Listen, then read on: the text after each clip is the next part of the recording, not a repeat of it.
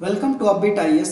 तो चलिए बात करते हैं ऑल इंडिया सर्विसेज रूल्स 1958 में हुए अमेंडमेंट के बारे में। ये टॉपिक हमारे GS paper 2 polity and governance का पार्ट है। तो चलिए शुरू करते हैं, इसका कंटेक्स्ट जानते हैं, क्यों इसके बारे में हम लोग बात कर रहे हैं। तो रिसेंटली हमारी यूनियन गवर्नमेंट ने ऑल इंडिया सर्विसेज डेथ कम रिटायरमेंट बेनिफिट्स रूल्स 1958 में अमेंडमेंट किया है। ये अमेंडमेंट किया है रूल 3 में, जिसकी वजह से जो ड्यूअल कंट्रोल सिस्टम है ये प्रभावित होने वाला है। इसके कारण जो ऑल इंडिया सर्विसेज की जो रिटायर ब्यूरोक्रेट्स हैं और जो सर्विंग ब्यूरोक्रेट्स यहाँ पे इनडायरेक्टली इससे प्रभावित होने वाले हैं, और रिटायर जो ब्यूरोक्रेट्स हैं ये डायरेक्टली प्रभावित होने वाले हैं। तो इसके बारे में हम लोग डिटेल्स में बात करेंगे, लेकिन सबसे पहले जानते हैं ऑल इंडिया सर्विसेज के बारे में। तो वो सारी सर्विसेज जिसके मेंबर सेंटर में भी काम करते हैं और स्टेट में भी काम करते हैं, और जो ब्यूरोक्रेसी का टॉप पोजीशन को होल्ड करते हैं, वो कहलाते हैं ऑल इंडिया सर्विसेज के मेंबर या ऑल इंडिया सर्विसेज के ऑफिसर्स। ये ऑल इंडिया सर्विसेज हमारे देश में 3 है: Indian administrative service IAS, Indian police service IPS और इंडियन फॉरेस्ट सर्विस आईएफएस। जो 1947 में जो हमारे देश में एडमिनिस्ट्रेशन के लिए जो सर्विस था वो था इंडियन सिविल सर्विसेज, जिसको बोलते थे आईसीएस। तो आज़ाद होने के बाद से हम लोगों ने इसका नाम चेंज कर दिया और इसको बना दिया आईएएस, इंडियन एडमिनिस्ट्रेटिव सर्विस। और जो पुलिसिंग के लिए जो उस समय जो एग्जिस्टिंग जो सर्विस था वो था इंडियन पुलिस, जिसको हम लोगों ने इसका नाम बदल के कर दिया इंडियन पुलिस सर्विसेज आईपीएस। और 1966 में हम लोगों ने एक नई सर्विस बनाई आईएफएस, इंडियन फॉरेस्ट सर्विस। जो ऑल इंडिया सर्विसेज होती हैं उसके मेंबर सेंटर में भी काम करते हैं और स्टेट में भी काम करते हैं। इसलिए जो ऑल इंडिया सर्विसेज को बनाने का जो काम होता है, जो जिम्मेदारी होती है उसको राज्यसभा को दिया गया है, क्योंकि राज्यसभा स्टेट्स को रिप्रेजेंट करता है। तो कोई भी ऑल इंडिया सर्विसेज अगर बनानी हो, नई ऑल इंडिया सर्विसेज को बनानी हो, तो उसके लिए जो बिल को इनिशिएशंस होता है हमारे राज्यसभा के द्वारा शुरू किया जाता है, और पार्लियामेंट कोई भी नई ऑल इंडिया सर्विसेज बना सकती है। अब ऑल इंडिया सर्विसेज के जितने ऑफिसर्स होते हैं उनको अच्छी सैलरी मिलती है, उनको अच्छी सिक्योरिटी मिलती है, रिटायरमेंट के बाद से पेंशन है और ढेर सारी फैसिलिटीज़ जो मिलती हैं ना, वो ऑल इंडिया सर्विसेज को अट्रैक्टिव बनाती हैं। लेकिन ये जो अमेंडमेंट आया है इस चीज़ को थोड़ा प्रभावित करने वाला है, इसलिए हमें इसको जानना जरूरी है। तो सबसे पहले जानते हैं ड्यूअल कंट्रोल सिस्टम के बारे में। चूँकि हम जानते हैं कि ऑल इंडिया सर्विसेज है, तो ऑल इंडिया सर्विसेज को जो मेंबर्स हैं वो स्टेट में भी काम करते हैं, सेंटर में भी काम करते हैं। 2 जगह काम करते हैं, तो इनका कंट्रोल भी 2 जगह होता है। तो जो ऑल इंडिया सर्विसेज के जो मेंबर्स होते हैं उसके रिक्रूटमेंट का, ट्रेनिंग का काम करती है यूनियन गवर्नमेंट। जैसे उनका ट्रेनिंग होता है, उनका रिक्रूटमेंट होता है, उनको कैडर अलॉट किया जाता है। जो कैडर अलॉट हो जाता है तो जिस स्टेट का कैडर उनको मिलता है उस स्टेट में जाते हैं और वहाँ पे सर्व करते हैं। और वहीं ऑफिसर अगर ज़रूरत पड़ता है सेंटर को, तो स्पेशल अपॉइंटमेंट के द्वारा सेंटर में भी अपनी सर्विसेज देते हैं। तो यहाँ पर हम देख सकते हैं कि उनका कंट्रोल 2 जगह है। जब वो स्टेट में काम कर रहे होते हैं तो कुछ कंट्रोल उनके ऊपर जो होता है स्टेट गवर्नमेंट का होता है, और सेंट्रल गवर्नमेंट का भी, चूँकि सेंट्रल गवर्नमेंट उनका अपॉइंटमेंट करती है, उनका ट्रेनिंग करती है, तो सेंट्रल गवर्नमेंट का भी यहाँ पे कंट्रोल होता है। तो इस तरीके से ऑल इंडिया सर्विसेज को जो ब्यूरोक्रेट्स होते हैं उनके ऊपर ड्यूअल कंट्रोल होता है।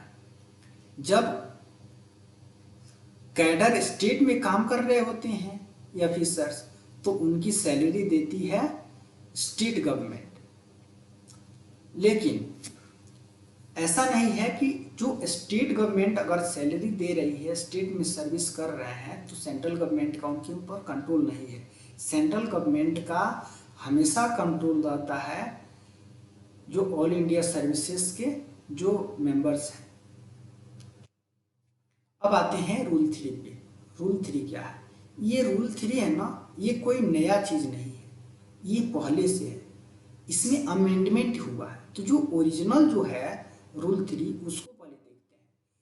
तो ये रूल 3 बोलता है कि कोई भी ब्यूरोक्रेट्स है, कोई भी ब्यूरोक्रेट है, तो रिटायरमेंट के बाद से उसको पेंशन कंटिन्यू रहेगा।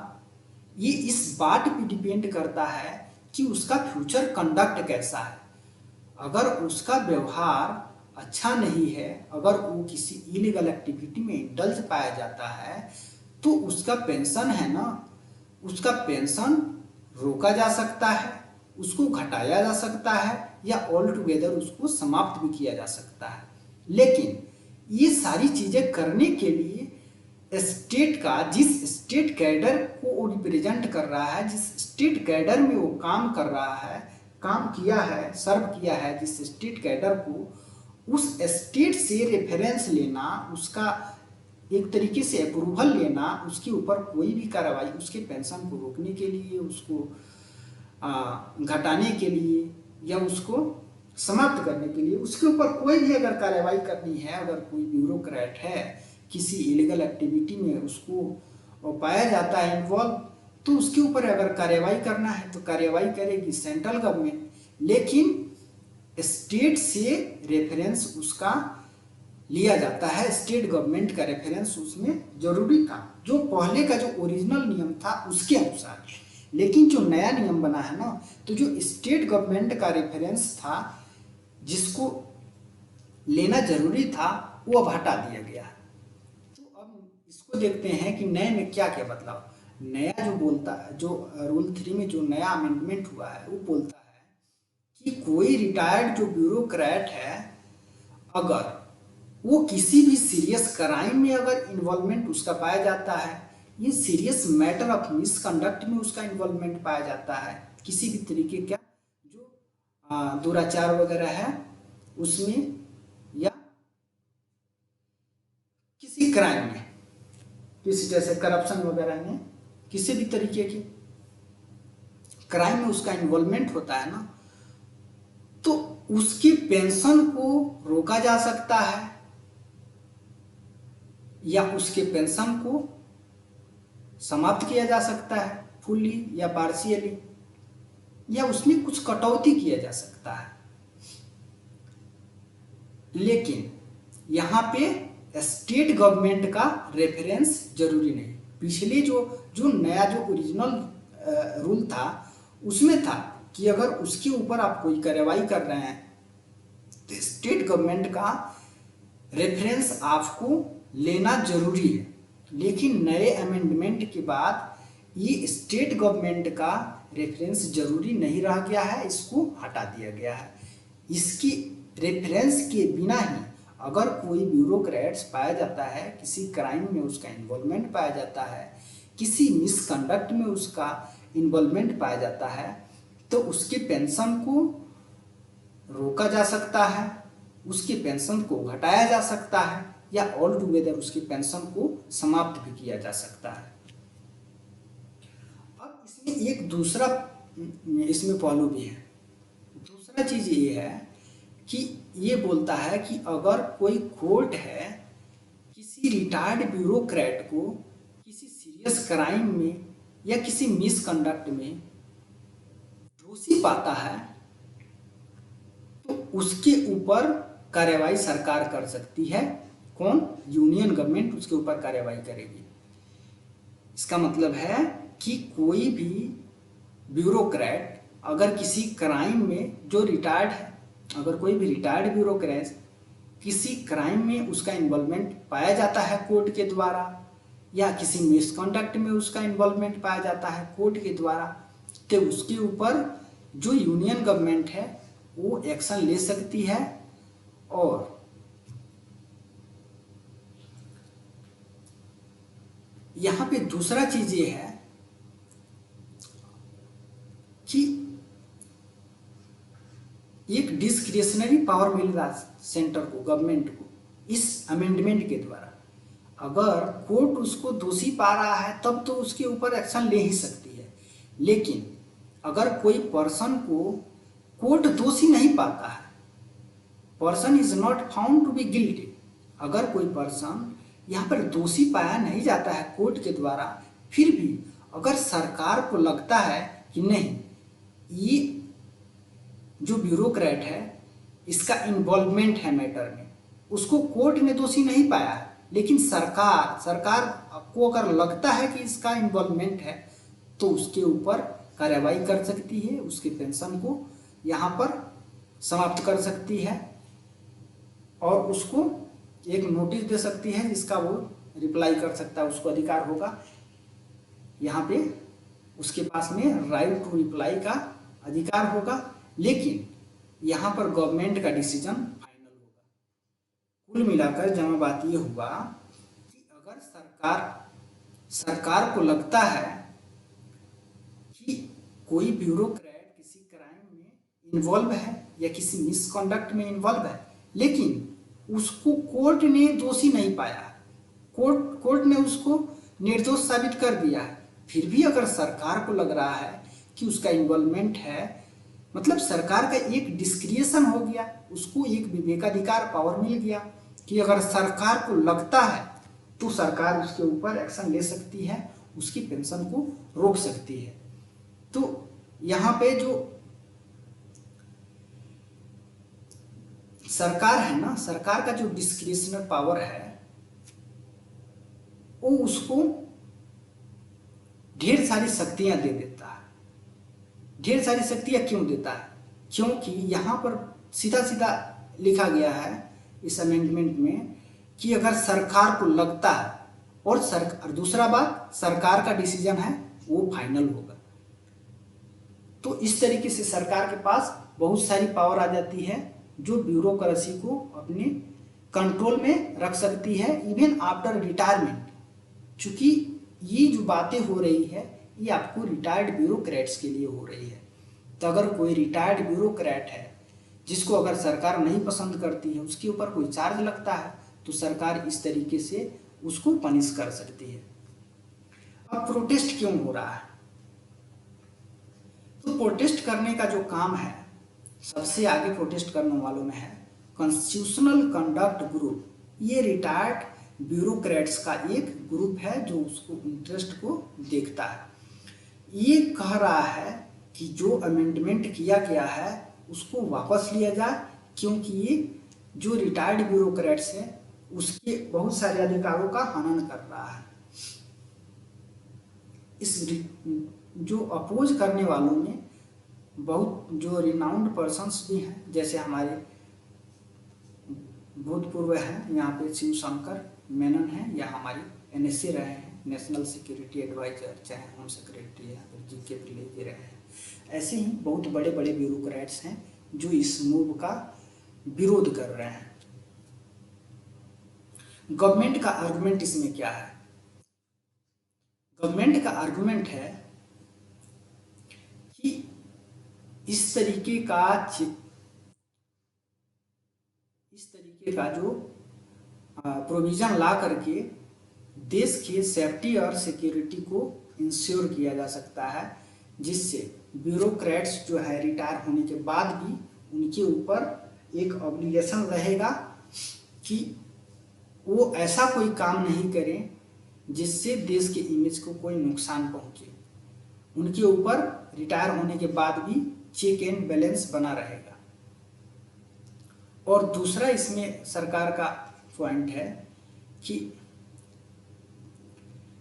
इस तरीके के प्रोविजन से जो रिटायर्ड ब्यूरोक्रेट्स हैं उनके ऊपर एक रेस्पॉन्सिबिलिटी आएगी कि अगर वो किसी, जैसे यहाँ पर इंटेलिजेंस ब्यूरो में कोई ब्यूरोक्रेट काम किया है, चाहे ईडी में काम किया है, ये देश की सिक्योरिटी के लिए बहुत जो जरूरी जो संस्थाएं हैं उनमें से है।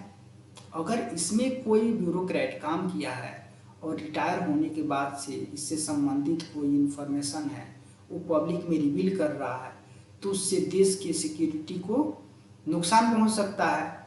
तो इसलिए इस तरीके का जो कड़ा प्रोविज़न अगर बना दिया जाता है कि अगर कोई गलत काम करता है तो उसके पेंशन को रोका जा सकता है, तो उसके ऊपर थोड़ा डर होगा। जो ब्यूरोक्रेट रिटायर हो गया है उसके अंदर डर होगा कि अगर हम कोई गलत काम कर रहे हैं तो हमारा पेंशन यहाँ पे समाप्त किया जा सकता है या रोका जा सकता है। तो इस तरीके से जो रेस्पॉन्सिबिलिटी है उनके ऊपर बढ़ जाती है, जो रिटायर्ड ब्यूरोक्रेट्स हैं उसके ऊपर। और इस अमेंडमेंट के द्वारा एक प्रोविज़न किया गया है कि कोई भी ब्यूरोक्रेट्स है अपने डिपार्टमेंट से रिलेटेड कोई भी इंफॉर्मेशन अगर रिवील करना चाहता है, उसको डिस्क्लोज करना चाहता है, तो बिना उस डिपार्टमेंट के हेड के परमिशन के वो उस चीज़ को रिवील नहीं कर सकता है। अगर कोई रिवील करेगा तो उसके ऊपर कार्रवाई होगी। तो इस तरीके से जो कोई भी सीक्रेट इंफॉर्मेशन है किसी भी डिपार्टमेंट का वो डिस्क्लोज नहीं हो पाएगा। तो इससे देश की सिक्योरिटी बनी रहेगी और सेफ्टी बनी रहेगी। अब आते हैं क्रिटिसिज्म पे कि क्रिटिसिज्म इसका क्यों हो रहा है और किन ग्राउंड्स पे हो रहा है। तो पहला जो ग्राउंड है क्रिटिसिज्म का वो है कि जो विरोध करने वाले हैं वो इस बात का आरोप लगा रहे हैं कि सरकार की पॉलिसीज का विरोध करने वालों का आवाज बंद करने के लिए इस तरह का प्रोविजन लाई है। जो ब्यूरोक्रेट जो रिटायर हो गया है अगर सरकार की किसी भी पॉलिसीज का वो अपोज कर रहा है तो उसको इस प्रोविजन के द्वारा छिप किया जा सकेगा, उसको साइलेंट किया जा सकेगा। और दूसरा इसमें है आर्गुमेंट कि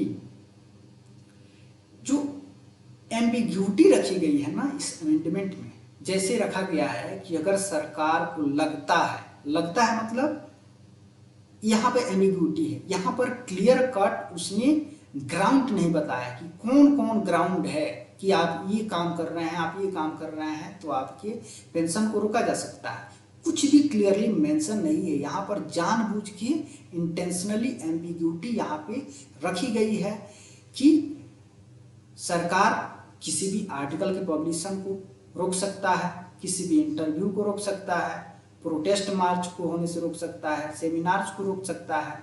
इस तरीके का जो एम्बिग्यूअस जो ग्राउंड है जहाँ पर क्लियरिटी का अभाव है उसका इस्तेमाल करके उसकी पेंशन्स को, ब्यूरोक्रेट्स की पेंशन्स को रोकने का, उसको समाप्त करने का एक तरीके से धमकी दे करके, और सरकार के खिलाफ कोई भी अगर आर्टिकल लिखता है, कोई रिटायर्ड ब्यूरोक्रेट कोई इंटरव्यू देता है, कोई प्रोटेस्ट मार्च में इन्वॉल्व होता है, तो उसके अंदर हमेशा ये डर बना रहेगा कि हम सरकार का विरोध कर रहे हैं, सरकार हमारी पेंशन बंद कर सकती है या उसको घटा सकती है।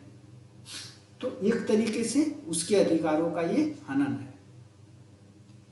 अगला क्रिटिसिज्म है कि ये जो अमेंडमेंट है वो fundamental right of freedom of speech and expression का वायलेशन है। कैसे? क्योंकि इस तरीके का अगर कड़ा प्रोविजन रहेगा तो कोई भी रिटायर्ड ब्यूरोक्रेट सरकार की पॉलिसीज को, सरकार के किसी एक्शंस को अपोज नहीं कर सकता है, उसके खिलाफ बोल नहीं सकता है। अपना पेंशन खोने के डर से वो बोल नहीं सकता है, अपने को एक्सप्रेस नहीं कर सकता है, कोई आर्टिकल नहीं लिख सकता है, कोई इंटरव्यू नहीं दे सकता है। तो इस तरीके से उसकी जो freedom of speech and expression है उसका ये वायलेशन है। अगला आरोप है इस पे कि ये आपके रिटायर्ड ब्यूरोक्रेट को तो प्रभावित करेगा ही करेगा। जो सर्विंग पर्सनल है, चूंकि जो सर आज सर्व कर रहा है कल वो भी रिटायर होगा, तो जो सर्विंग पर्सनल है उसके अंदर भी एक डर आएगा कि हम आज काम कर रहे हैं तो सरकार के किसी भी डिसीजन के हम खिलाफ नहीं जाए, सरकार की नज़र में नहीं आए, क्योंकि हम रिटायर होंगे तो किसी न किसी बहाने हमारे पेंशन को रोका जा सकता है। तो ये आपकी ब्यूरोक्रेसी को पूरी तरीके से सरकार का गुलाम बना देगी। अपने पेंशन खोने के डर से कोई ब्यूरोक्रेट सरकार का अपोज नहीं कर सकता है, उसके किसी डिसीजंस का यहाँ पे विरोध नहीं कर सकता है।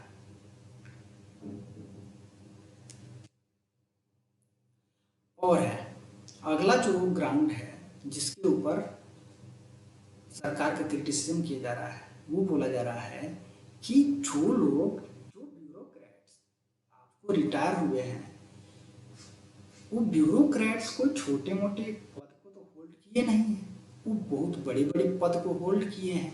तो एडमिनिस्ट्रेशन में उनको बहुत सारी एक्सपर्टीज हासिल है, बहुत सारी उनको विशेषज्ञता हासिल है, बड़े बड़े पदों को होल्ड कर चुके हैं। तो आपकी पॉलिसी मैटर में अगर वो कोई ओपिनियन दे रहे हैं तो वो तो देश हित में है, तो उनके पास ये राइट होना चाहिए, जो रिटायर्ड ब्यूरोक्रेट हैं उनके पास ये राइट होना चाहिए कि सरकार की किसी पॉलिसी मैटर पे अपना ओपिनियन वो फ्रीली एक्सप्रेस कर सके।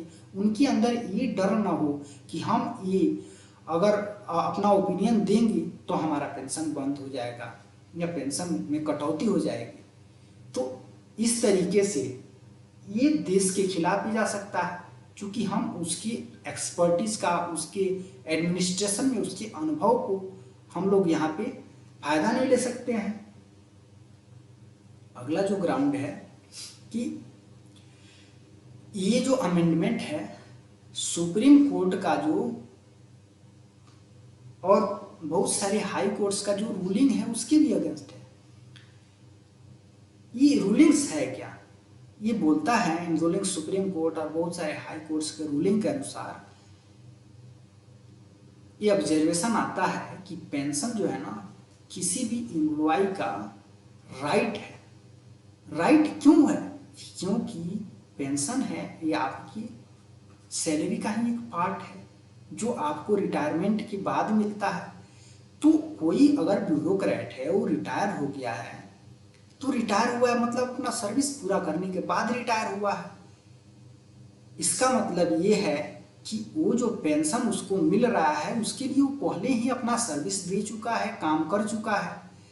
तो जो काम जो सर्विस वो पहले दे चुका है उसका मेहनताना है, वो उसकी सैलरी का हिस्सा है, उसको कोई कैसे रोक सकता है? तो अगर पेंशन्स को रोकने का बात है तो इसका मतलब है कि उसकी जो उसने सर्विस दिया है उसका सर्विस का जो सैलरी मिलना चाहिए उसी सैलरी का पार्ट है पेंशन जो उसके रिटायरमेंट के बाद मिलता है, तो उससे आप उसको वंचित कर रहे हैं। तो कोई इंसान अगर कोई सर्विस दे चुका है, कोई काम कर चुका है, तो उसका मेहनताना पाना उसका अधिकार है। तो इस आधार पर सरकार किसी एम्प्लॉय का पेंशन नहीं रोक सकती है। ये है सुप्रीम कोर्ट का जजमेंट और बहुत सारे हाई कोर्ट्स का जजमेंट कि पेंशन्स को किसी भी हालत में सरकार द्वारा नहीं रोकना चाहिए, क्योंकि पेंशन्स के लिए ऑलरेडी वो एम्प्लॉय है, वो काम कर चुका है, वो अपना सर्विस दे चुका है। अगला इस पे पॉइंट है कि ये फेडरलिज्म के अगेंस्ट है। फेडरलिज्म के अगेंस्ट क्यों है? क्योंकि जो फेडरल सेटअप होता है उसमें सेंटर के साथ साथ स्टेट का भी से होता है, स्टेट का भी अधिकार होता है। ये डुअल कंट्रोल सिस्टम था जो ऑल इंडिया सर्विसेज के ऊपर, उसके जो ब्यूरोक्रेट्स के ऊपर, तो पहले था कि स्टेट का रेफरेंस लेना सेंटर के लिए जरूरी था। कोई भी अगर उसके ऊपर एक्शन लेना है किसी रिटायर्ड ब्यूरोक्रेट के ऊपर, तो सेंटर से जिस स्टेट में वो सर्व किया है, जिस स्टेट कैडर को बिलोंग करता है, उस स्टेट की गवर्नमेंट से उसका रेफरेंस लेना जरूरी होता था, जिसको सरकार ने हटा दिया है। और पूरा जो उसका डिसीजन लेने का जो सोल राइट है वो ले लिया है यूनियन गवर्नमेंट ने, सेंट्रल गवर्नमेंट ने। तो इस तरीके से जो फेडरल स्ट्रक्चर होता है, जो फेडरलिज्म होता है, उसकी ये अगेंस्ट है। और ये डुअल कंट्रोल सिस्टम का स्ट्रक्चर जो है उसकी भी अगेंस्ट है, क्योंकि ये जो सर्व किए हैं, जो मेंबर्स हैं, वो सेंटर में भी सर्व किए हैं, स्टेट में भी सर्व किए हैं, तो दोनों जगह से इनका कंट्रोल है। लेकिन रिटायरमेंट के बाद से इनके ऊपर डिसिप्लिनरी एक्शन ले रही है तो केवल एक ही बॉडी ले रही है, सेंट्रल गवर्नमेंट ले रही है। तो इन सारी चीज़ों को देखते हुए हम लोग ये कंक्लूजन निकाल सकते हैं कि सरकार को इन सब चीज़ों से बचना चाहिए था। जैसे इस स्टेट गवर्नमेंट का जो रेफरेंस है उसको ना हटाती तो बेटर होता। और जो एम्बिग्यूटी वहाँ पे है कि अगर सरकार को लगता है कि ब्यूरोक्रेट्स किसी सीरियस मैटर ऑफ क्राइम या मिसकंडक्ट में इन्वॉल्व है तो उसके ऊपर कार्रवाई हो सकती है, वहाँ पे सरकार को इस चीज़ को मेंशन करना चाहिए था कि कौन कौन से ग्राउंड पे सरकार एक्शन ले सकती है। अगर ग्राउंड वहाँ पर क्लियरली मेंशन होता, एम्बिग्यूटी नहीं होती, तो पावर का मिसयूज का कोई आरोप नहीं लगता। तो इस तरीके से हम लोग इस चीज़ को देख सकते हैं। यहाँ तक बने रहने के लिए